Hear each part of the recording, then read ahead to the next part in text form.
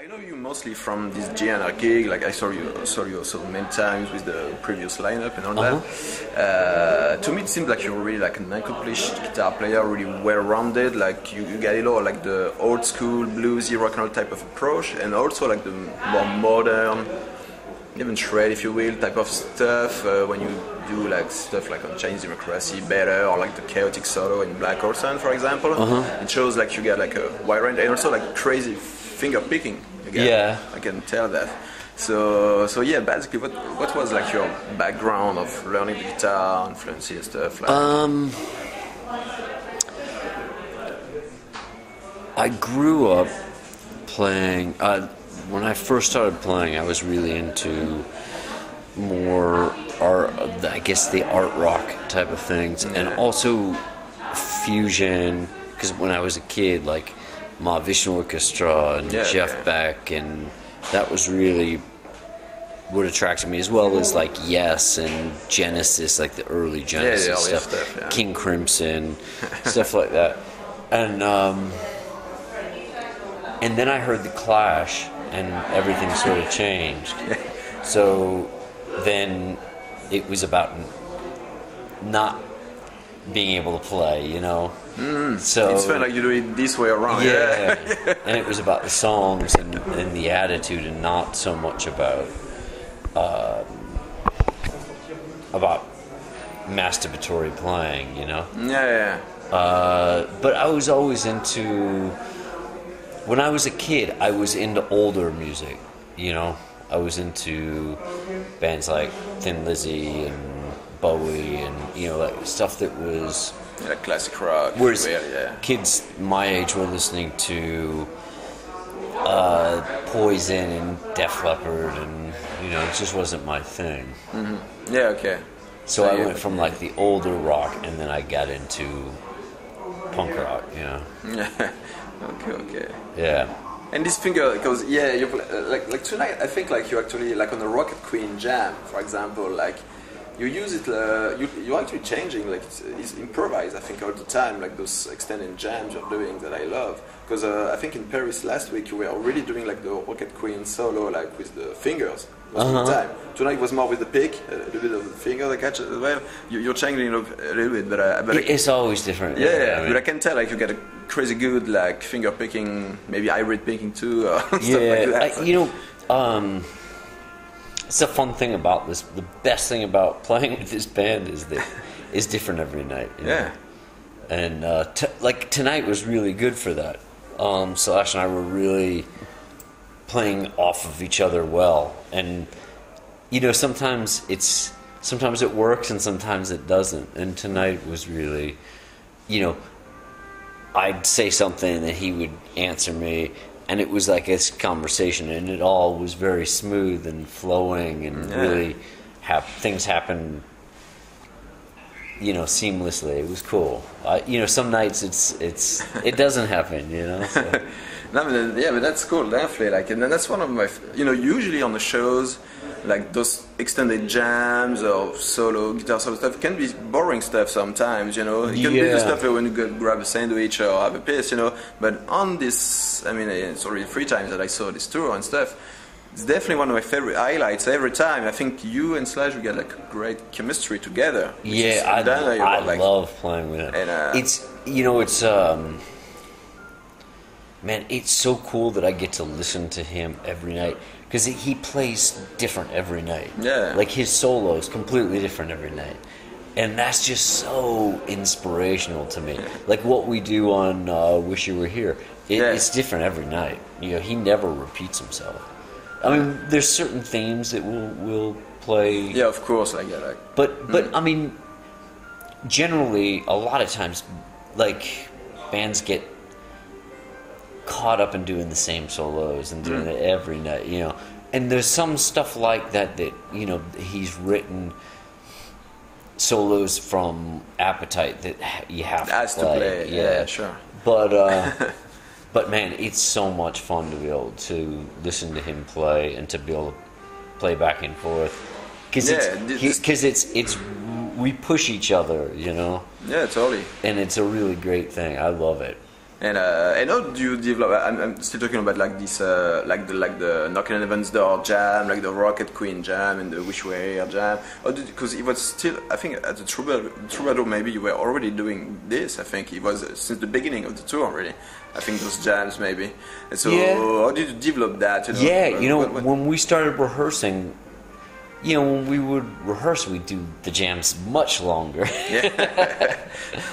Because, especially at first, because Axel wasn't coming down at first, so it was just the band. Yeah, the band, like. And we would just go forever. Yeah, like you said tonight during Knockin' on Heaven's Door, it was like, I have to sing at some points, or they won't never stop. It was something like that before, like... one of the choruses, and the cool thing like is so obviously you were already in the Chinese Democracy lineup, and you were more assigned at this time to a rhythm guitar player role, and whether it was Ron Tarr or Buckethead or Robin Fink and Judge, but they were taking more leads, I think, at that time, and so the cool thing is like Slash is back in the band, and everybody could expect like he will fill the entire room, and actually your role expanded since he's back. You know what I mean? Like, to me, at least, like, you get more leads. Because obviously you're playing like the crazy stuff from Chinese Democracy, like the chaotic improvisation in Black Hole Sun, the sweeping in Better, stuff like that. But obviously Night Train solo and.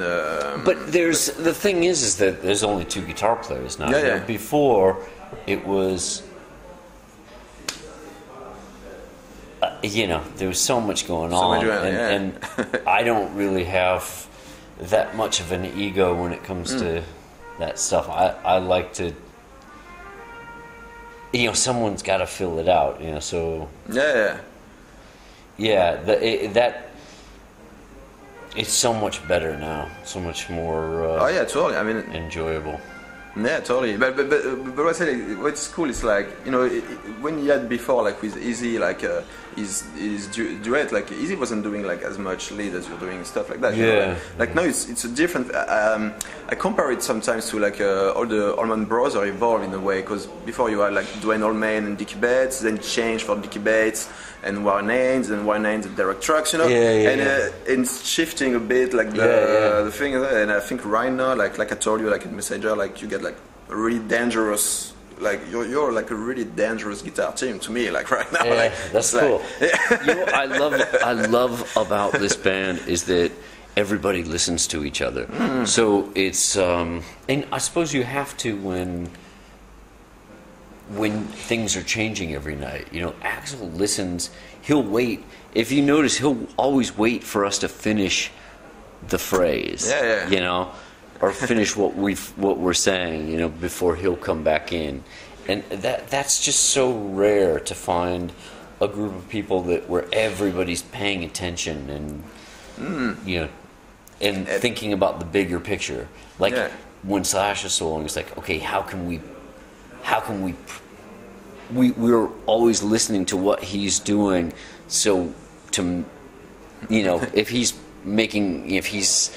crescendoing, we're all trying to crescendo, and then we can bring it back down. It's really inspirational. It shows like even like a Knockin' on Heaven's Door, like you usually like you're doing like this big solo, we get the spot in Slash is then like answering with like softer stuff on the 12 string neck, like, and so it's or Rocket Queen, like you're doing like solos, and then he's doing like talk box things, and you're doing like the funky part after that and stuff. So it's great. But like in that funky part, we try and like we're listening to what he's playing, and then trying to back him to push everything, which is it's really. See, man, so much music now is just people just play their parts. It's not. And there's so much stuff on track. At this level, at this magnitude of success and stuff, it's really unusual to see a band play 3 hours plus shows to have and this not have kind a set list. because set list change, and you got like this jam thing, like you play like you're in jam band basically, in Sort a way, of. like yeah, in between. Like, Not as meandering, but yeah. but I think that's a cool thing. Like, and basically, how did you evolve? Because the set were a bit shorter in the beginning of this tour. It was more like 2 hours and a half, maybe. Yeah. Which is already quite a good set. But it's expanded. The last show we played on the last leg in LA was 4 hours. Yeah. Like in Inglewood, like you play everything you got in rehearsal. Yes, yeah, that's crazy. So yeah, you keep on. You guys were like, we can add some more, and we're really anxious to get some new songs recorded, and that'd be great because you play so long. I mean, at some point you will need some new music because it's not like there's a million records. No, we're excited about doing it. Everybody's excited. Axel's excited. Yeah, it's cool. And the cool thing also about Guns N' Roses is like, you know, it's not like a band like Metallica where like, you know, like the guitar spectrum is a bit narrower and like you can really notice what James and Kirk are doing when they're playing really different stuff. Like if Kirk plays leads, basically in Guns N' Roses you get like a wider, more room. It's more open for the. You can hear properly both guitar sounds all the time. Good. You know, and you know, even like tonight, like even like on you know, double talking jive, I can like hear like when Sage going crazy, I can hear you like with your finger playing like a guitar. Even on It's Strange, you know, I can hear every little thing. You know, there's room. It's open, like open sound. So, you know, I really. Slash has a very distinctive tone. He has his tone. So I try and complimenting, right? Yeah, I'm always thinking about trying to fit around his sound, you know, so that each thing has its own it shows character. Because Russia is known for having like playing Les Paul with Seymour Duncan and Nico Supro in a Marshall, you know, really medium type of sound, and the sound is really distinctive, like neck tone and stuff like that. Yeah, the Gretches work really well for countering what he's got going on. Yeah. You know? It's a bit more like you're feeling like the spectrum, like and it's a little cleaner, and there's more chime to it and more low end, tight low end punch. So it's feeling the mid and you're feeling like the treble and bass, like basically.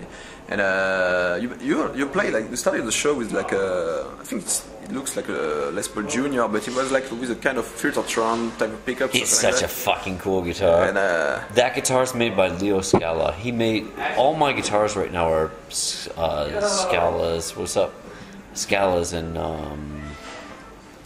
Gretches. Like the gorgeous Les Paul that you're playing Wish Away and Knocking on the Door as well. Scalas, and like the one without the toggle, like all your guitar, you don't have the toggle basically. Your Les Paul guitars don't have like the pickup toggle, and they're all down below. And that one is stuck because there's no hole and stuff like. That's the way he makes them. But that guitar is amazing because it's. I posted something up because I love juniors, like and I posted something on my Instagram page about why I think juniors always sound great. They always sound better than specials, and my whole theory was that you don't have the second pickup to fight the string vibration, and also the way the pickup attaches, it being a dog ear as opposed to a soap bar. You know, it screws directly into the body. So he read that, Leo Scala read that, what I wrote, and he called me, he said, I want to make a junior, I want to do something like that. I read what you wrote, I think we can make it better. So we start talking, and I start talking to him about, we both have this tremendous love for Malcolm Young and his tone. So we were talking about that and talking about why Jets sound great, you know, and they're chambered and they're, you know, very open sounding, and Malcolm's. That's your vented guitar as well, like But Malcolm had, and so that guitar is a little bit thicker. It's more like a Jet. It's like a junior Jet. You know? It's got a wraparound tailpiece. The pickup is a Filtertron, but the way it attaches is like it's in a P90 housing. Okay. So the casing is like a P90, it screws directly in, and then the wraparound. It's a mahogany back with a maple cap, but the maple cap is very thin, and it only touches in key points. It's vented all the way around, and it's all chambered. So it's a solid piece of mahogany that it's all chambered. It's lighter, obviously, but and thicker. Yeah. And then the back is actually metal. Okay, yeah. Covered with deer skin. It's crazy. It's a crazy guitar. You can actually tune it, the back, so you can loosen the screws so that it's on springs. So the metal comes off the guitar, so it can be vented in the back as well. Okay. It's crazy, but that guitar sounds so good. And this venting thing, like apart from like the lightweight thing, which is convenient when you play on stage, but does it have anything tonally to you? Oh, it's all about the tone. It's more resonant. It's nothing. I mean, I have no problem carrying a Les Paul. I mean, some of the guitars are not chambered. The white custom that I play on like Black Hole Sun, and I play on a few songs. I like that guitar a lot. The red one, that red Les Paul looking one, is a Scala. That guitar is actually all ash, swamp ash. Okay. Oh yeah. But it's also chambered, and it's also actually no, it's not chambered, but it is. All his guitars are a little bit chambered.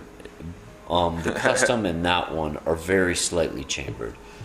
But that guitar, the ash, has a very unique, very throaty sound to it, and very tight low end, very compressed.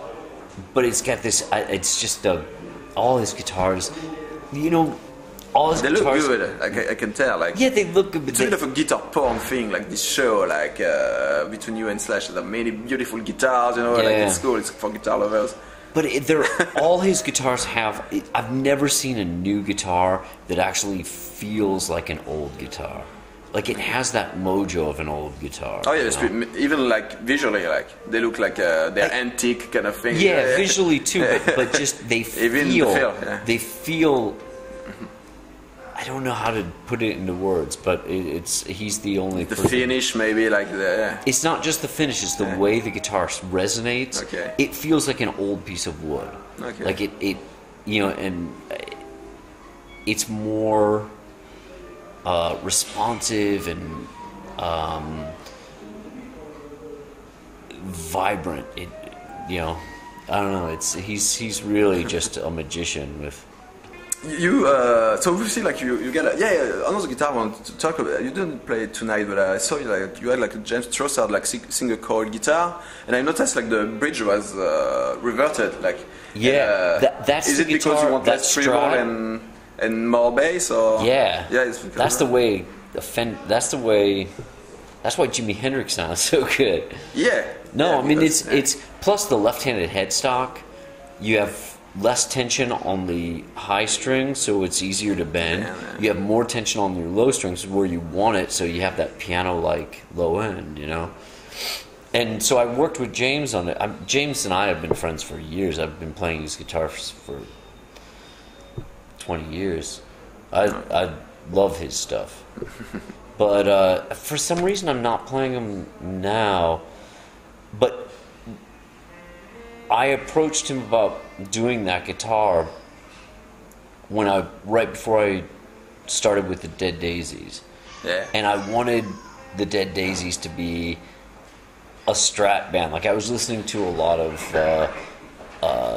Ritchie Blackmore and Tommy Bolin and stuff like that. Like I really was into that like Strat with a treble booster type thing, and so that guitar was my main guitar for all that stuff. Okay.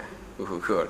And obviously you got I think you're playing on the hand by Trace from Voodoo Amps, who is well known from the guys who are doing mods and stuff like that. Like he's actually a big user of the Marshall forum too, and he posts a lot of things there. Man, so, he's the best. And, he's really good. I'm using the signature heads that he designed. Yeah, so the whole thing came out like, what was the project like? What was your involvement in this? I mean, that amp has been. I saw there's a cab like with the V. Yeah, well, those. But they're not mic. Those, it's just for those cabinets. The cabinets on stage are lighting. Rigs. They're not cabinets. It's part of the stage. Our cabinets are back behind those. So. Yeah, and mic like. And so tell me about this amp, like. That amp started.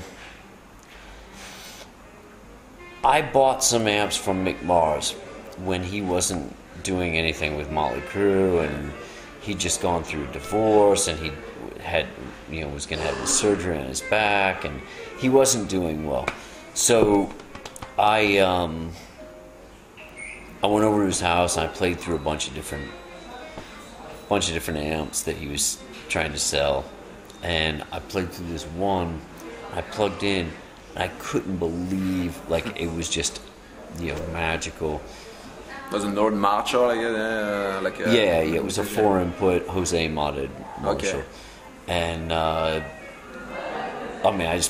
plugged into a bunch of Jose modded Marshalls, and this one we plugged in, I hit a chord, and it was just like, incredible. Yeah. So the greatest Marshall I've ever heard. And I have quite a few. And I was like, man, I looked at Mick and I looked at my tech that was with me, and we were just like, wow. And Mick was like, yeah, that was my number one amp. That's the one I did the albums with. And I was like, oh, well, you can't sell that. And he's like, yeah, I don't need it. And he's like, look, you're not taking advantage of me. You're helping me out. So I bought it, and I used it live for a while, for a few years. And I bought another 73 100-watt 4-input from the same month, trying to find one that I could match up as closely as possible. Yeah, so you don't want to have that one too much on the road, and Right. Right. So I had it modded the exact same way by Trace, and it still wasn't the same. And so he said, really, the only way to do it is if we clone it from the ground up. And he just meticulously, every capacitor, every pot, everything went through. That we cloned the transformers, and we ended up. So it was been a work in progress for 16 years, and finally, now I think it's better than the original amp. So that's the story. So that's consistent. You can have many of those. And I've got a couple. Mono canal then and stuff like that. Yeah. So you're playing mostly. This band is more about you use Supro amp as well, right, for the clean sound. Black Magic. And Black Magic, yeah. So I just used both those. I hit them both. They're both single channel amps. Yeah. And that's just. You heavy them or it's no? I use them all the time together. Okay. Yeah. But and my clean sound, I just roll my volume down. Yeah, I'm constantly, both Slash and I are constantly moving our volume. Yeah, playing old school and stuff. Yeah. I believe you use a brand of pickups that I don't know much, called Arcane, I guess. Yeah. So is it it's not like the one looking like a Filtertron type of things, it's. Yeah, they make my filter. He makes my Filtertrons, okay. all my Gretsch. And also the humbuckers on the other guitars. Yeah, and single coils. Yeah. Okay, Arcane's the best I've come across. Yeah. Okay. And a lot of the red Scala, that white, the big 335 looking Scala, that white custom, they all have these Alnico 8 pickups. Okay. Yeah. So it's this very strong magnet, but he does very few windings, so it doesn't read hot. It's not a hot pickup, but it's got this incredible tone to it. They're really cool. I always heard the Alnico 8, people tell it's it's got the power of the ceramic with the warmth of the Alnico 2, Yeah. kind of thing, like the. PAFs were so inconsistent. They were Alnico 2s, Alnico 3s, Alnico. Yeah. they were not consistent pickups. So from one to another, yeah. Okay. But I originally started working with Arcane through Trussart because he did all of Trussart's pickups, and he used to work for Arcane. Used to work for Tom Holmes. He was Tom Holmes' assistant. Then when Holmes folded, he started Arcane. Like back on the touring thing, like the cool thing about the set list, like we say, it's really free, and obviously to me, like the cool thing since the beginning is like to see Slash and Duff playing some Chinese democracy songs, you know, and now you're playing some Velvet River song as well, and of course you're playing like all the stuff like, you know, Melissa, Byron Brother Band, Layla, like you know, all this kind of stuff, like, which is sometimes in the stadium I feel like I'm the only one to know Melissa, you know, for example, but I think it's really cool and gives like, you know, we started doing the Glenn Campbell song.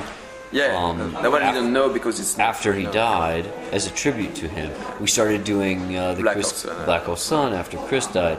We started doing Melissa after Greg died. You know, and it stayed there. And they all sort of started organically. Like one of us just played it, and then people started picking up on it.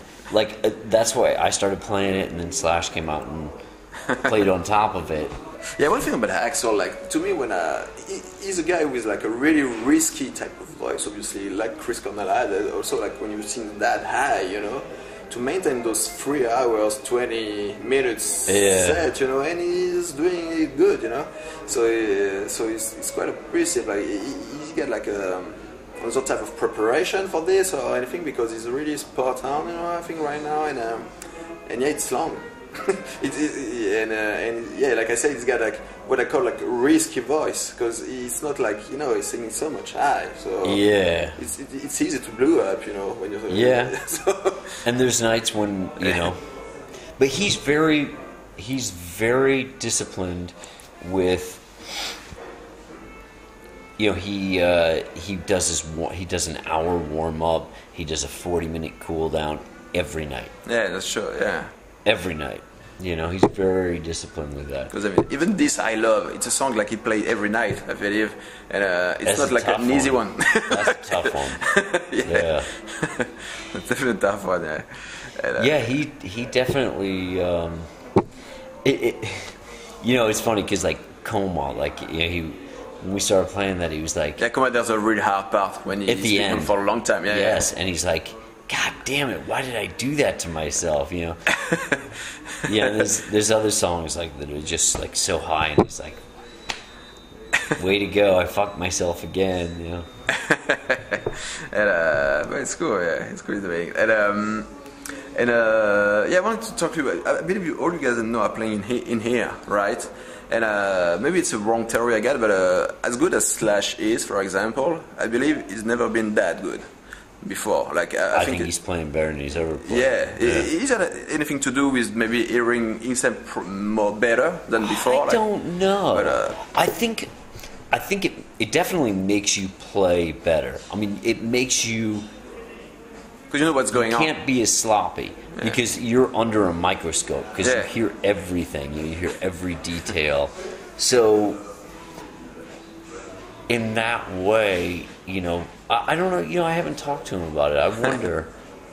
Because I think I've never seen him being that precise and inspired. And that, you know? Yeah. And you know, when you're standing in front of loud amps, everything sounds great. You know, like you can get away with so much. And there's some notes you can miss as well and stuff like that. You know, it can be blurry a bit. When you're hearing it in your head, every you know, pick scratch, you know, it makes you play. Makes you play tighter and it makes you play better, you know. Yeah, and you get set it low, volume-wise, you know, in your ear, or is it like playing with it in here, like that? It's not terribly loud. Yeah. And so you get protected from the outside, and And but I've been using ears for so many years. Yeah, because you guys were doing. I think the only tour when I was with Thin Lizzy, we didn't use in years. And that was so much fun. It's so much fun just to stand in front of an amp. Yeah, because you feel like the cabinets moving and stuff. On this tour, there was like this really special gig. Like it must have been a special gig for you, like because you're from St. Louis, and Guns haven't been there like since the riots in '91, like the infamous riot. So how was this experience? Because of course it was a long time after. Where were you there, by the way, in '91 at this gig? Were you in the audience at that gig? No, I was. I'll tell you where I was. I was playing with my first band down in the city at a club. Okay, so we were in the same night. And then everybody came from the show down to see us, and people were telling us the stories, about what happened. But no, I wasn't there. But yeah, that was an incredibly special show because I'd been in the band for 17 years and never played my hometown, so... Yeah, it must have been like, It was great. And everything went fine. There was a guy tonight in the front that had a St. Louis Sucks shirt on. That, like Axl wore it. Okay. Wore it. I actually have that shirt. When I moved from LA back to St. Louis, the crew guys packed up my gear, to ship it to me. Yeah. And when I opened one of the boxes, right on top was that shirt. Because it was a joke for them. No, but I mean, it must have been like a special thing, like because it was like a double thing, like the band great. being back and you being playing for your hometown. It was a big deal. Yeah. And it was a great show. It was really. And there's still people that were like, I'm not going to go, I'm not, Yeah, still protesting. Fuck them. Yeah, still protesting, 20 years later.